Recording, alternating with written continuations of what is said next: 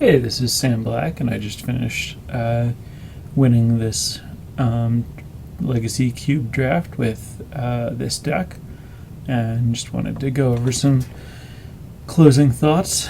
Unfortunately, the matches weren't very interesting. My deck drew really well, and it consistently had an accelerator into it, usually another accelerator, and then some good expensive thing to do.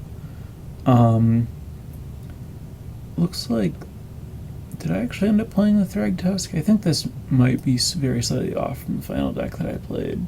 No, I guess I just had the Thragtusk. Yeah, I had the Thragtusk in my deck. Um, anyway, yeah, so this was the deck I played. I do think this is generally the strongest archetype in this cube, and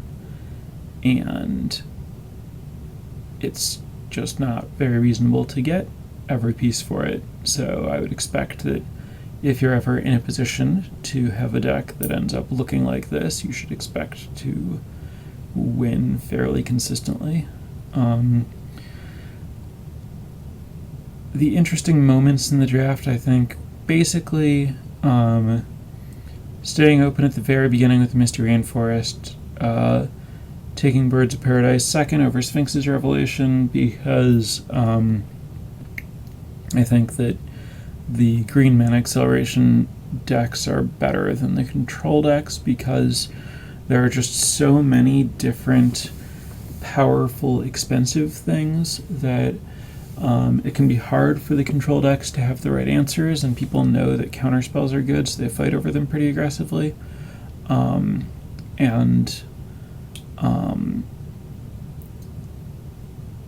so that it basically just like means that if you just accelerate and like if you and your opponent are both playing random powerful 5 mana spells and yours come out 2 turns earlier, you're going to be a massive favorite.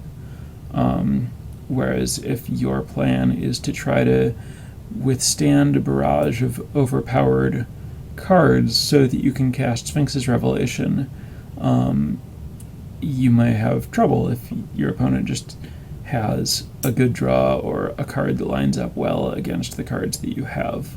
So I think Birds of Paradise is I'm fairly certain Birds of Paradise is just the objectively better pick than the Sphinx's Revelation in that spot, or just before you really know what's going on. And then I tried to stay in a green-white aggro space,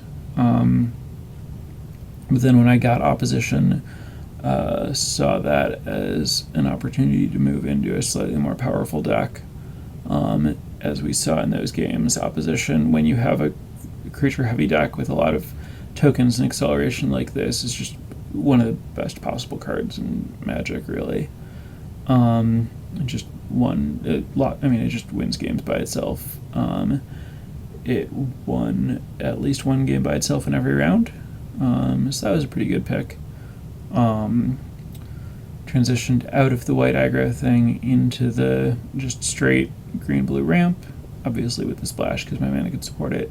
And then during the draft I talked a bit about just recognizing that there are so many different powerful cards that a lot of the random big flashy things are fairly interchangeable, and you're looking for the ones that have something that really puts them apart.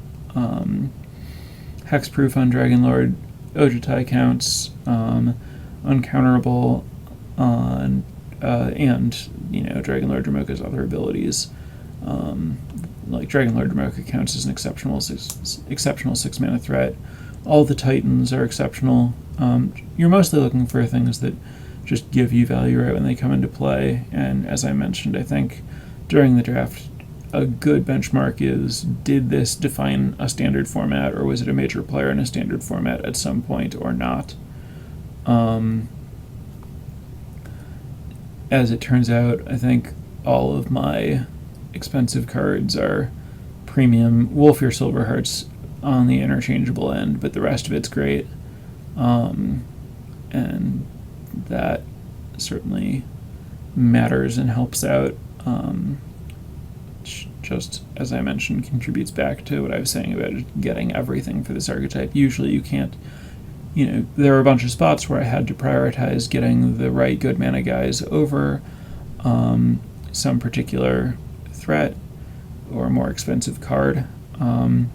Often it'll come up that you have to choose between getting a premium land or premium accelerator versus a premium finisher, and as a result you'll end up playing a suboptimal card somewhere along the line. I don't really think that happened for this deck for the most part, or at least I have so many absolute tier 1 cards in this archetype that it doesn't really matter that I have maybe like Cultivate isn't the best possible accelerator, though it is quite good.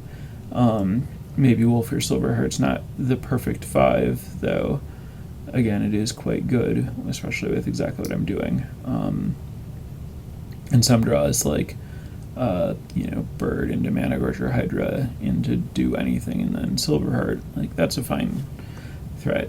Anyway, I think that's about as much as there is to say about this deck, where I basically started off from pick 1 on Misty Rainforest in the best archetype that was completely open, stayed with it, and got suitably rewarded. So I will hope that will sate you on Cube for the time being.